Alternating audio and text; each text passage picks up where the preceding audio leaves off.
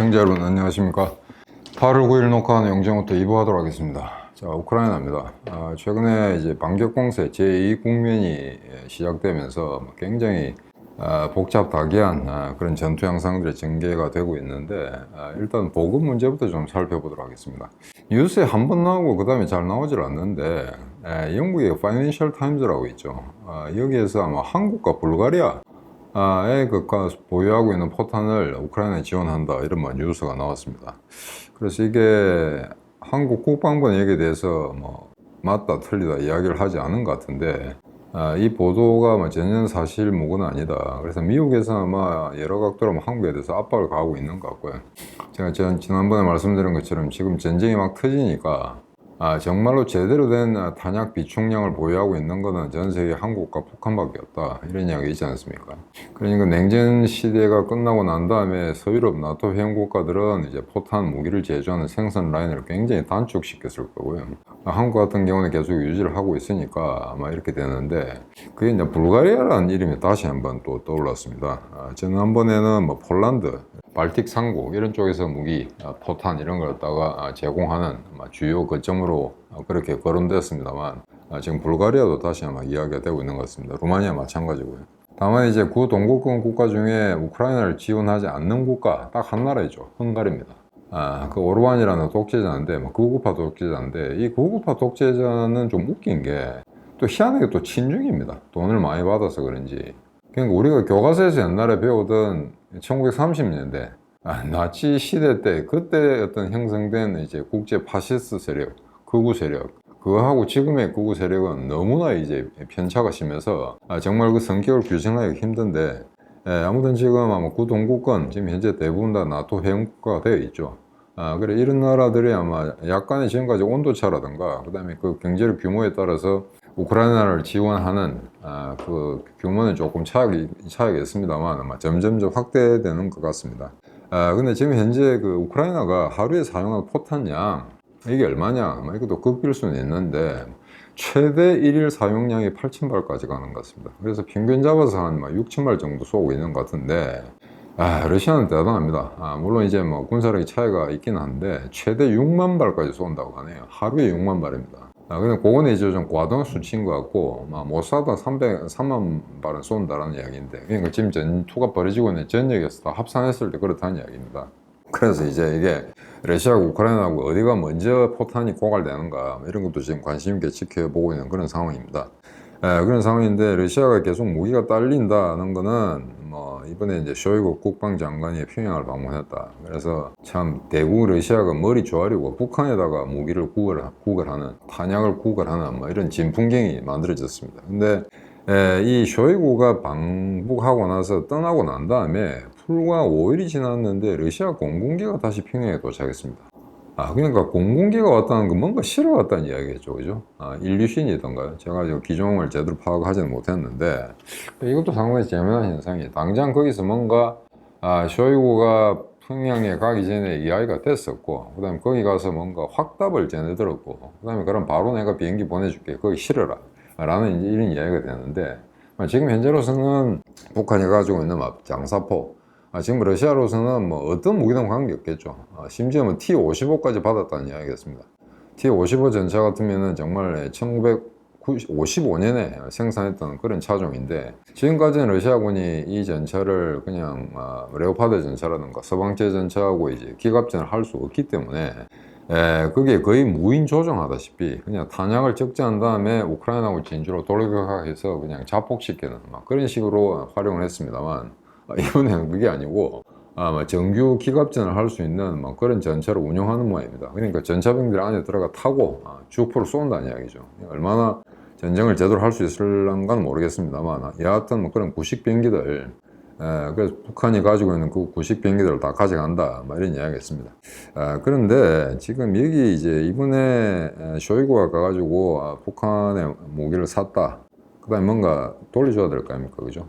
그러니까 북한은 러시아가 가장 원하는 뭔가를 줬는데, 그럼 북한이 뭔가를 요구를 했겠죠. 그럼 너가 그렇게 답답해서 우리한테 왔다면 우리도 이거 답답하니까 달라라고 했을 겁니다. 과연 그게 뭘까?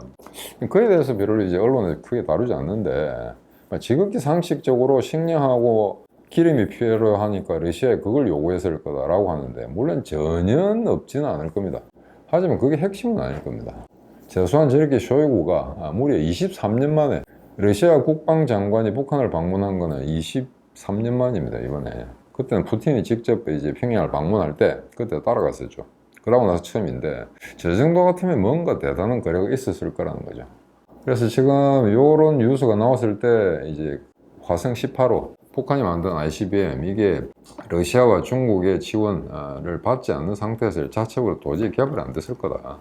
그래서 어제 오늘 뉴스에 보면 북한이 자신의 동맹국인 러시아 군수회사의 기밀을 탈취했다, 해킹을 했다. 그래서 저런 이제 극히 유사한, 러시아가 갖고 있는 ICBM과 극히 유사한 ICBM을 만들어냈을 거다, 막 이런 이야기가 회자되고 있습니다. 그래서 그거를 북한하고 러시아가 어떻게 반응하는지는 모르겠으나, 그래서 그런 뭐 짝퉁 문제, 카피하는 문제, 이런 거는 이미 오래전에 이렇게 전문가들이 말을 했습니다만, 이 북한 미사일 문제에 대해서는 오히려 이제 독일에서 제일 먼저 발설을 했습니다. 독일의 그 마르쿠스 쉴러던가요? 마르쿠스 쉴러라는 이제 유도탄 미사일 전문가가, 제가 아무리 봐도 북한이 저걸 해킹인 것 같다, 아니면 해킹이 아니라면은 정말 제대로 기술을 전수받았거나, 그렇지 않고서 저렇게 똑같이 만들어낼 수가 없다 라는 논평이 있었는데, 처음에는 뭐 미국, 일본도 아니고 저 멀리는 독일의 전문가가 북한에 대해서 이야기하길래 그게 별로 뭐 신빙성이 없는 걸로 생각했습니다만, 그 사람의 언급에 지금 다시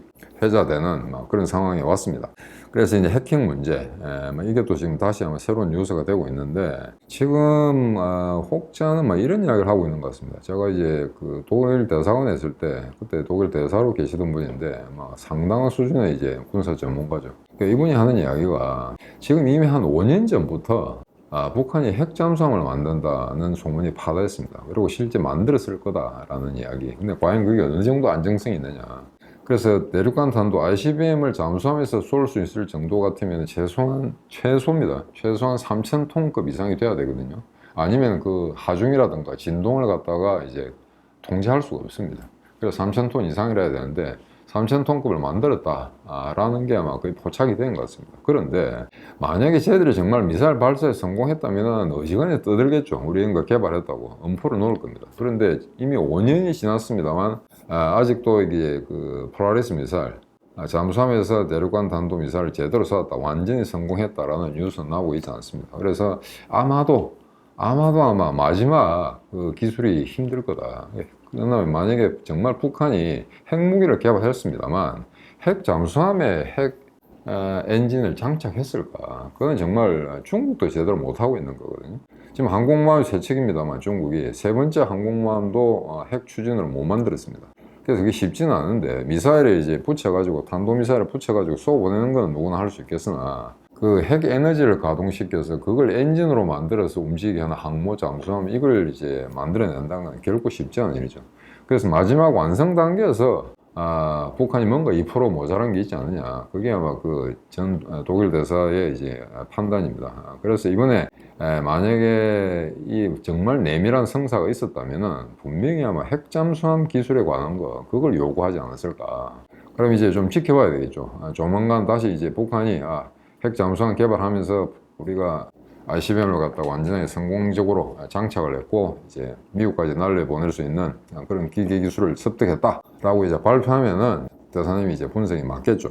저거는 좀 더 지켜봐야 되는데, 단순히 식량하고 이제 모자라는 석유를 얻기 위해서 러시아 애들하고 거래했다, 그렇게는 좀 믿기는 힘듭니다. 그렇다고 해서 지금 단계에서 분명히 핵잠 기술을 전수했을 거다라고 이제 판독할 수 있는 이제 물질적 증거가 없기 때문에 그건 하나의 추측으로 남는 거죠. 자, 근데 최근에 이제 언론에 우크라이나 전쟁 관련해서 가장 이제 초점이 됐던 게 드론입니다.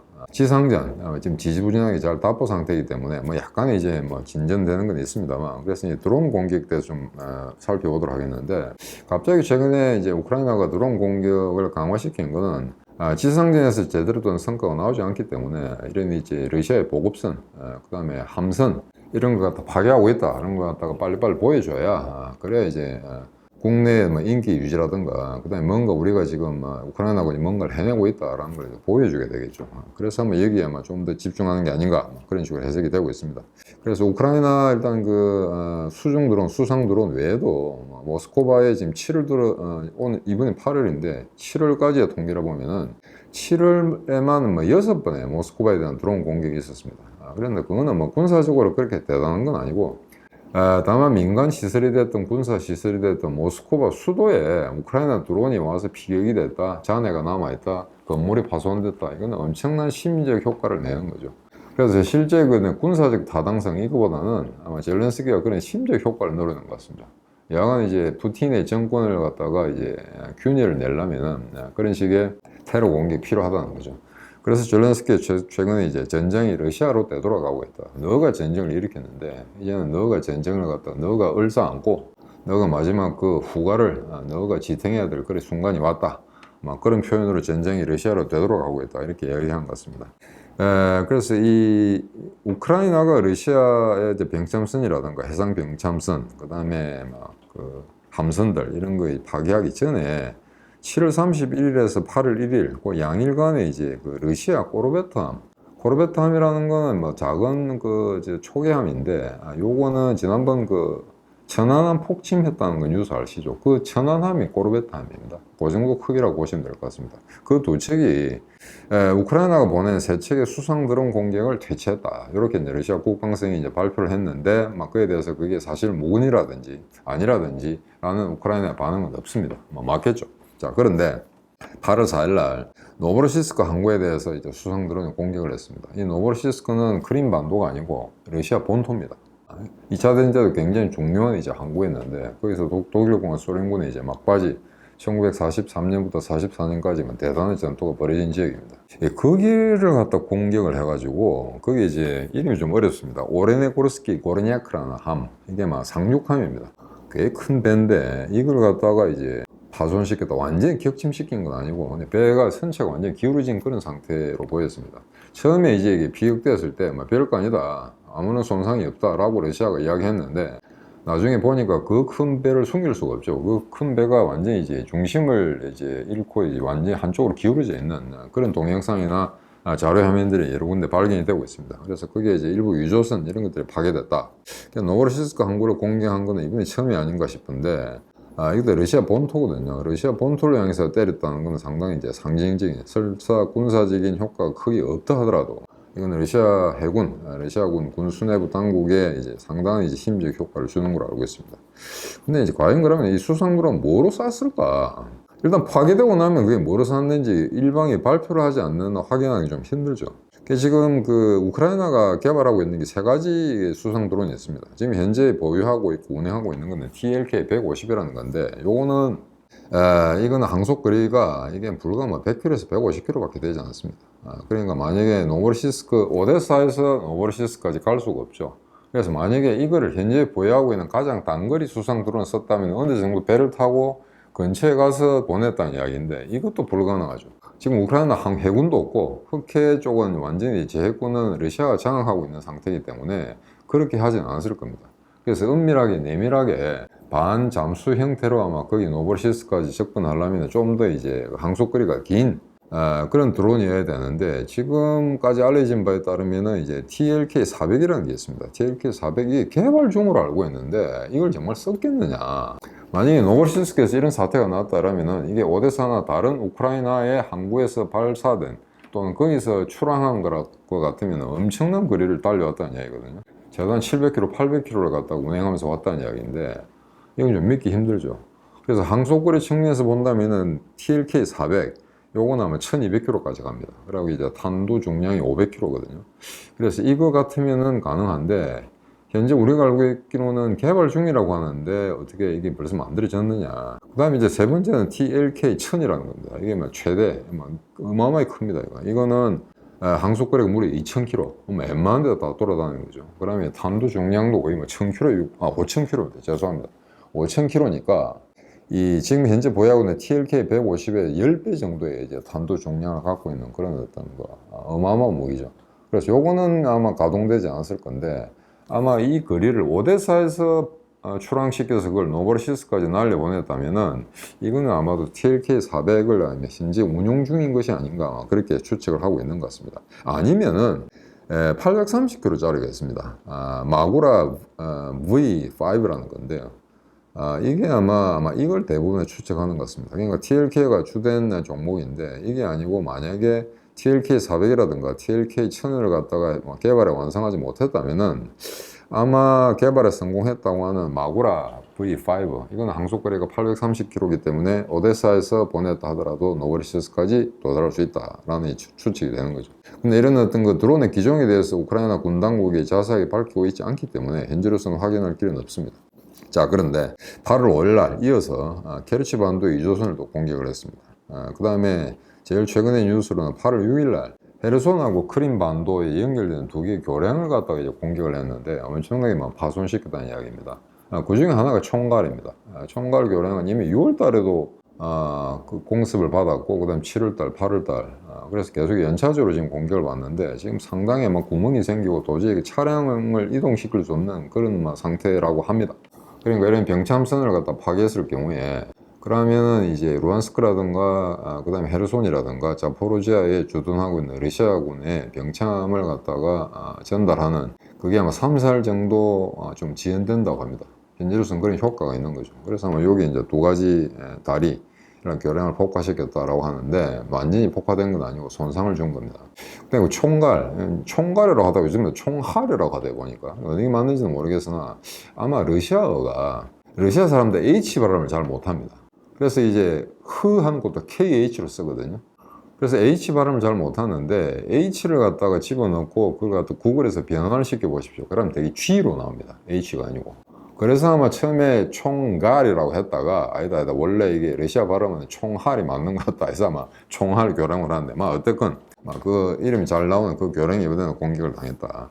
그래서 이거는 세 가지 정도로 봐야 되겠는데 일단 지난번에 이제 곡물 수출 그걸 이제 파기를 하는 바람에 그에 대해서 그걸 파기하고 나서 미콜라이브라든가 오데사라든가 그다음 우크라이나에 이제 곡물 창고가 집적되는데 거기에 대해서 어마어마한 미사일 공격을 해야 됐죠. 아마 이틀 동안 이번 전쟁이 이번 전쟁이 터지고 난 다음에 가장 많은 미사일을 쏴댄 게 아닌가 그렇게 지금 보도가 되고 있습니다. 그러나 그에 대해서 하나 이제 보복 행위일 수도 있다 이렇게 이제 보는 관점. 그다음에 여하간 크림 반도 쪽에서 크림 반도 자체도 어찌 보면은 그 반도 자체가 러시아군의 어마어마한 이제 병창 기지이기 때문에 그걸 파괴할 필요가 있다라는 거 하나. 그래서 병참선을 일단 잘라야 된다는 거. 그게 두 번째 요소고. 세 번째는 궁극적으로는 지금 현재 우크라이나군 해군을 전혀 보유하고 있지 못한데 여하간 흑해 제해권을 갖다가 교란시켜 보겠다. 그래서 저런 식의 노브로시스크라든가 그 다음에 크림 반도에 세바스토폴까지도 공격을 했습니다. 제가 자세한 내용은 제가 말씀드리지 못했습니다만 주요 군항에다가 그런 이제 테러 공격을 했을 경우에 그러면 이제 흑해 쪽으로 함부로 배를 띄우지 못할 거라는 거죠. 그런 어떤 심리 효과를 노린다는 겁니다. 자, 그러면 이제 육상전, 지상전을 좀 가보도록 하겠습니다. 최근에 좀 됐습니다. 한 달 정도 됐는데 미국의 블링컨 국무장관이 한 50% 정도의 영토를 되찾았다 이런 발언을 했습니다. 전혀 사실 무근은 아닌데 이 50%가 뭐냐 그러면은 지난 2014년에 크림 반도라든가 그 다음에 그 주변의 어떤 지역, 헤르손 지역을 강탈한 거 말고 작년 2월 24일부터 발생한 전쟁, 러시아가 우크라이나 침범했죠. 그때 러시아가 얻은 땅의 절반 정도를 우크라이나가 회수했다라고 이야기한 겁니다.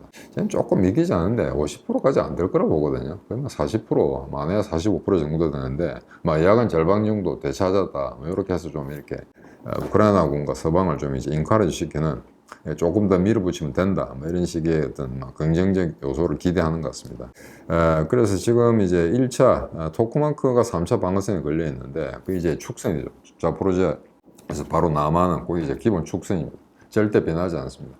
나머지 그 주변 지역에서 벌어지는 전투는 다이버저널이, 그러니까 일종의 이제 주된 축선에 대한 어떤 보조적인 그런 공격 축선이기 때문에 여하간 토크마크를 갖다 장악해야 되는데, 그쪽에서 아마 상당 부분 아마 진전이 나타났다는 보도가 있습니다. 그래서 우크라이나 국방장관, 말레르라고 여자 국방차관입니다. 차관이 자주 나오는데 이 사람이 이제 본격 반격 공세 중간선에 도달했다 이런 표현을 썼습니다. 그래서 이 중간선이라는 건 뭐냐 그러면은 아마 이런 것 같습니다. 지금까지는 처음에 본격 공세 제1국민에서는 1, 2, 3차 방어선이 있을 때, 그 1차 방어선 앞에 이제 러시아군 전초 기지가 있지 않습니까? 그 전초 기지에서 전투를 무려 한 달은 했다는 겁니다. 원래대로라면 한 달 만에 토크마크를 점령을 해야 됩니다. 근데 그게 안 되니까, 지뢰가 워낙 많고 그래서 그게 안 되니까 지금까지 한 달 동안 전초 기지에서 싸웠는데, 이제 제2국민에 돌입하니까 1차 방어선을 돌파하고 2차 방어선 그 사이 정도에 도달했다. 이렇게 이야기한 것 같습니다.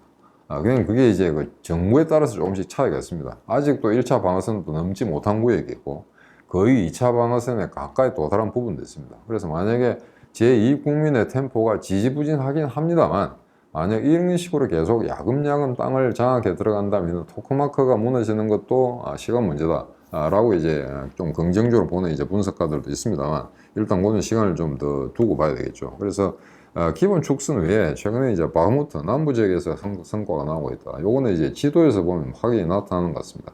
그래서 지금 우크라이나군이 한 2달 이상 바흐무트 양익 북쪽과 남쪽에서 이렇게 에워싸는 그런 형태로 공격을 이제 준비하고 있는데 크리시치우카, 그 다음에 안드리우카, 요거는 그 바흐무트의 남쪽 구역에 있는 마을들입니다. 그 다음에 크리디미프카 하는 그 마을들, 주요 마을들 3개를 갖다가 종으로 이렇게 나란히 있는 마을입니다. 그걸 다 한꺼번에 다 점령을 했다. 아마 그런 상황입니다.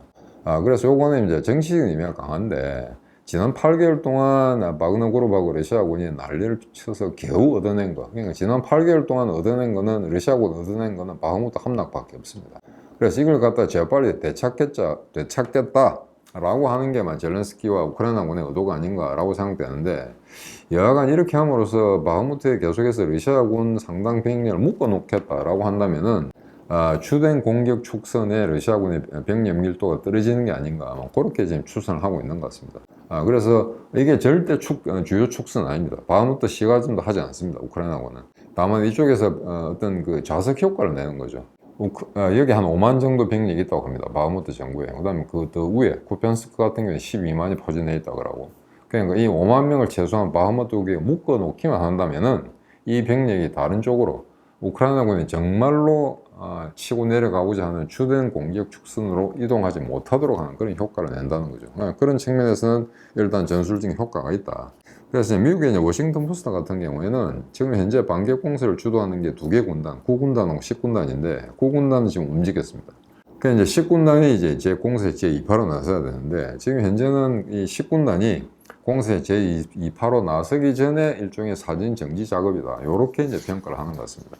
근데 이제 우크라이나군은 약간의 이제 공격 축선에 변화가 생겼는데 지금은 이제 자포로지아 축선 계속해서 토크마크로 이제 직진으로 남진하는 걸 갖다 계속 이제 중점으로 삼고 있습니다만 이게 워낙 지지부진하니까 병력 피해도 많고 그래서 최근에 이 공격 축선을 오른쪽으로 약간 옮겼습니다. 그러니까 오른쪽으로 옮겨봤다는 거죠. 완전히 옮긴 건 아니고 야 이쪽에 정남향으로 내려가는 게 어려우니까 약간 동쪽으로 좀 치우쳐해보자.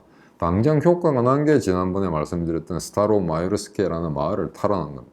약간 동쪽으로 옮겨봤더니 벌써 병력 밀도, 그 러시아군이 별로 없다는 거죠. 그러니까 이제 이런 마을을 갖다 쉽게 탈환할 수 있었다는 겁니다. 그래서 이거는 이제 작전 추계를 약간 이동시킴으로써 그러니까 수차 여러 가지 언론에서 말씀드렸습니다만 러시아군이 주된 공격 축선을 갖다가 유지하고 있으면서도 그 중에서도 특히 러시아군의 약한 고리가 어딘가 하는 걸 갖다 찾아내고 있다라는 그런 뉴스 보도가 계속 나오고 있지 않습니까? 그래서 그런 측면에서 가장 먼저 성공한 게 스타이로마이로스케 이 마을을 탈환한 게 아닌가 아마 그렇게 지금 분석이 되고 있습니다. 그 다음에 이제 러시아군이 지금 겁을 내고 있는 거는 드니에프르 강을 도하는 문제입니다. 이거는 정서쪽이죠. 헤르손 구역에서 이제 강을 도한 우크라이나군 병력이 서쪽에서 동쪽으로 치고 들어온다는 이야기입니다. 그래서 토크마크를 자꾸 위에서 남진하는 형세뿐만 아니고 이게 주 공격 축선이라고 합시다. 그러면은 서쪽에서 우크라이나가 대규모 병력이 들어와서 동쪽으로 정동쪽 방향으로 나아갈 경우에 그러면 이제 측면을 토크마크에 있는 러시아군 수비대는 측면을 강타당하게 된다는 거죠. 이렇게 되면 이제 전황이 완전히 획기적으로 변할 수가 있는데 이걸 러시아군이 가장 우려한다는 이야기가 있습니다. 이거는 러시아 워싱턴 소식통이라든가 러시아의 우호적인 그런 군사 블로거들이 계속해서 주장하고 있는 바입니다.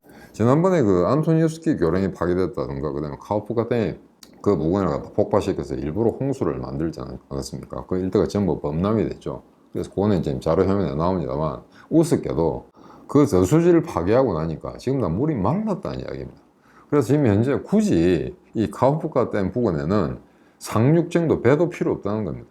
그냥 약간 군화가 물에 젖을지는 모르나 그냥 간척지 같은 그런 수준에 대한 땅이 굉장히 많이 드러났다는 거죠. 그러니까 물이 빠지면서 기존에 이제 바다 밑에 있던 그 땅이 다 드러났다는 이야기입니다.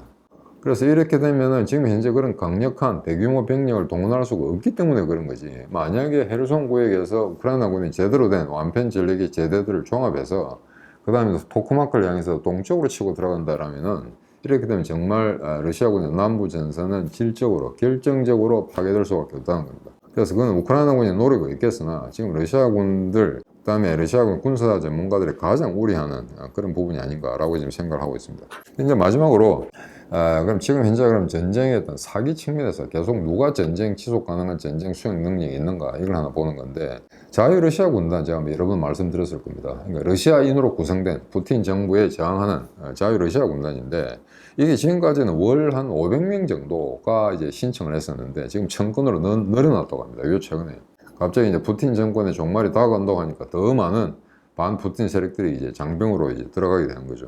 그래 지금 현재는 4,000명 정도의 러시아인이 활동하고 있다라는 게 나와 있고 이 자유 러시아 군단 외에도 큰 규모는 별로 크지 않습니다만 이제 유사 반 러시아 조직 그래서 이거는 그러니까 자유 러시아 군단은 완전히 군사 조직으로 활동하고 있습니다만 아직까지는 그런 총을 들고 제대로 된 작전을 할 수 없을지는 모르나 일단 반 러시아 조직이 현재 큰 게 한 5개 정도 발견된 것 같습니다. 그래서 그 5개가 한 개개 요원들 한 1000명 정도 그래서 요거는 조만간 무기를 제대로 들고 얘들이 이제 군사 작전을 하게 된다 그러면은 러시아 내에 어마어마한 게릴라 세력들이 이제 반 푸틴 공작을 하게 될 겁니다. 그래서 이것도 굉장히 이제 성가신, 푸틴으로서는 성가신 그런 어떤 그 적들이 다시 이제 나타났다는 거죠.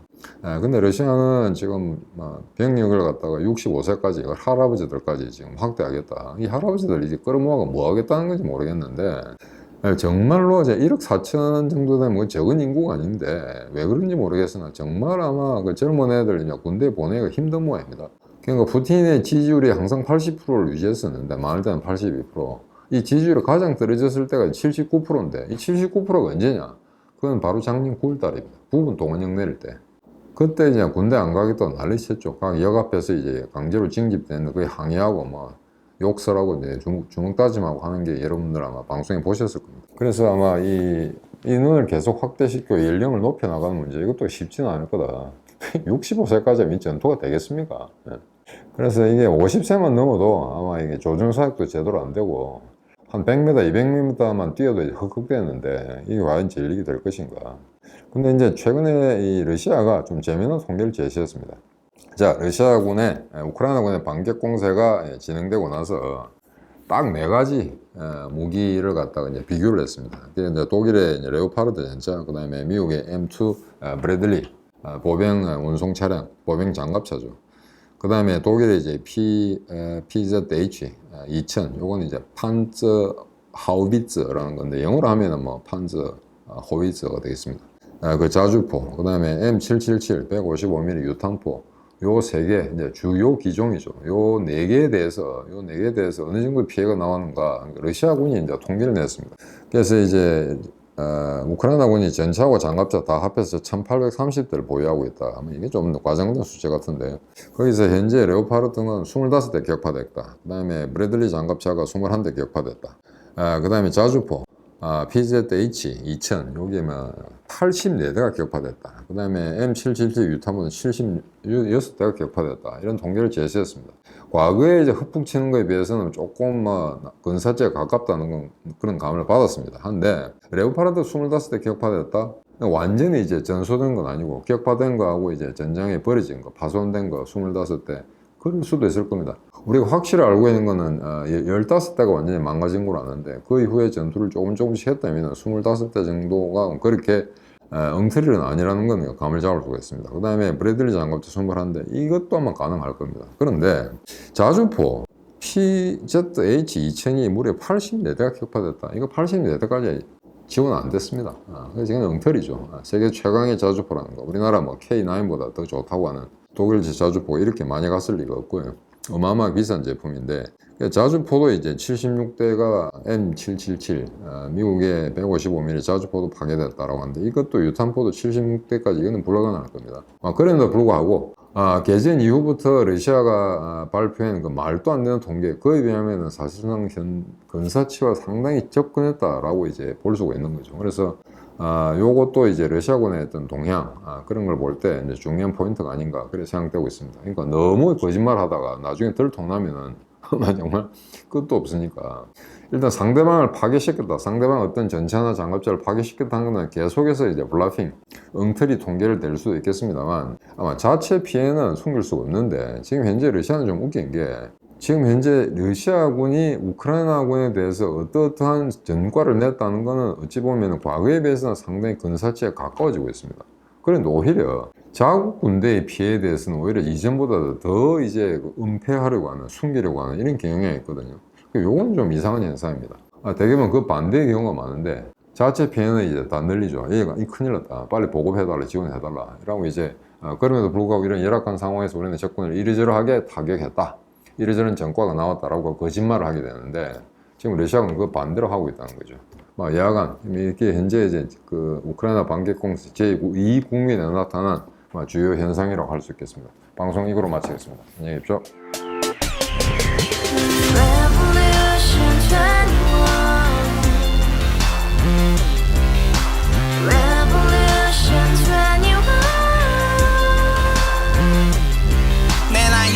월세 30 코인빚만 300 서울에 온 지 벌써 10년 아둥바둥 버텼지만 여전히 난 반지 하에 제왕 곰팡이 연문제약 내비랑 깡통망통 완전히 폭망 고시원 창문만큼 작아진 내 꿈 연애 결혼 내 집 모든 게 헛꿈 1년 전 떠난 여친 울며 말했지 같이 써봤자 평생 가본 게 꼭꼭꼭하지 가바후스 700 나도 소유주 가바후스 700 나의 소주 택시기사 우라부지 마트캐셔 울어무니 우리 집안 다 털어봤자 후줄 그래 개선민 내 미래 거기서 팍 끝난 거지 팍 더 이상 노력 따윈 괴물이 스펙 찾아 쌈말리 비오는 날 알바 잘려 맨날 학원 날 개쳐 발려 밤비 내리는 양화대교 홀로 걷고 있을 때 현수막에 아로 새겨진 평당 700짜리 아파트 다같이 소리 질러 혁명 21 가바후스 700 나도 소유주 가바후스 700 나의 소주 live together in the house, brand new day, and your dream had just begun. Revolution 21, only open happiness. 너의 곁에 내가 영원히 함께.